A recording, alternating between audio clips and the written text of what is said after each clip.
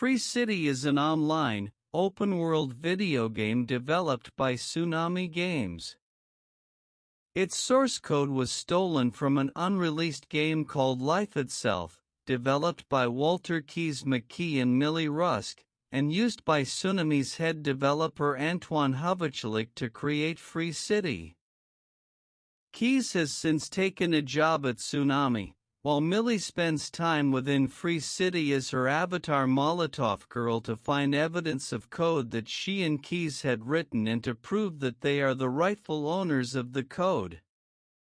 In the game, Guy, a non-player character, works as a bank teller and spends time with his best friend and co-worker, bank security guard Buddy, unaware that his world is a video game. One day, he encounters Molotov Girl, who is singing the song that he says his dream girl will like, and begins to deviate from his programming.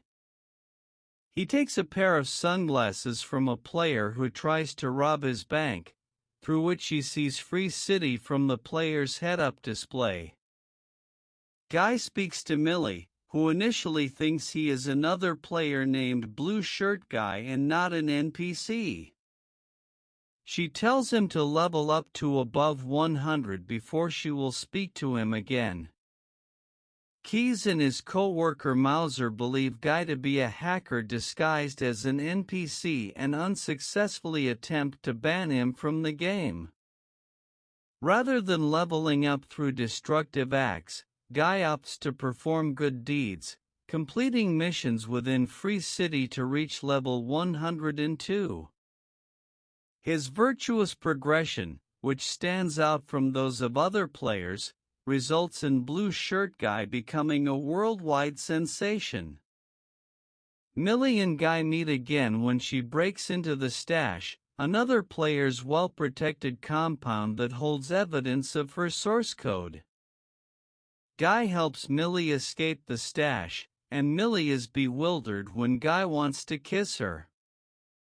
Keys realizes that Guy is truly an NPC, and that his self-awareness came about from artificial intelligence code containing Millie's personal preferences that Keys had included in Life Itself, which in turn had led Guy to develop a romantic interest in Millie.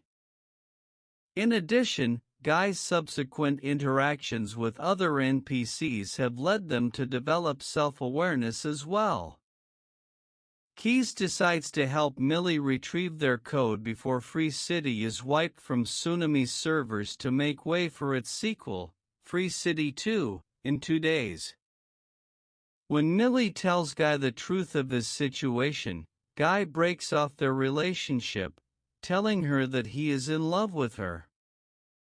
However, after talking with Buddy about the situation, Guy realizes that there was something more than love in their relationship and gains full sentience.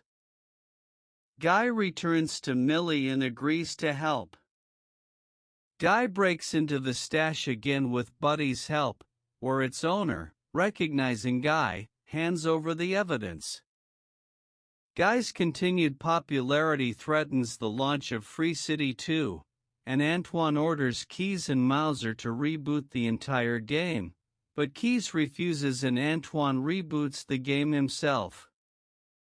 In the game, Millie finds Guy without any memories of his sentience, but recalling Keys' advice that Guy would need a reminder, she kisses him. Guy's sentience is restored, and he recalls the location of the island, part of Life Itself that will not be protected from the pending data wipe and which is the only proof of Millie and Keys' original code. Antoine then tries to directly eliminate Guy and Molotov Girl from the game by raising their wanted level to maximum, but as Guy and Millie have persuaded the other NPCs in the game that they are more than their programming, they no longer respond to outside commands and refuse to interfere. Antoine then resorts to directly manipulating the game topography to kill Guy and Molotov Girl, while Keys makes his own changes to protect and direct them to the island, broadcasting the effort to all of the Free City players who had been ejected from the game. Antoine fires keys and then sends Dude, a muscular, unfinished copy of Guy developed for Free City 2, into the game. Unable to defeat him in direct combat, Guy puts his sunglasses on a Dude, the HUD distracting the far less mature AI indefinitely. Antoine then enters Tsunami's server room and begins destroying the game's servers with a fire axe in a last-ditch attempt to prevent his theft from being revealed, leading Mauser to discover Antoine's crimes and get fired. But Guy makes it to the island before he can destroy the last one, an event that is seen by gamers all over the world. With the theft revealed, Antoine holds the remaining server hostage and demands that Millie abandon her lawsuit and surrender the Free City intellectual property, IP, along with the profits from the game. Millie, believing the real value of the game is in its programming, enthusiastically agrees. The game's inhabitants are saved.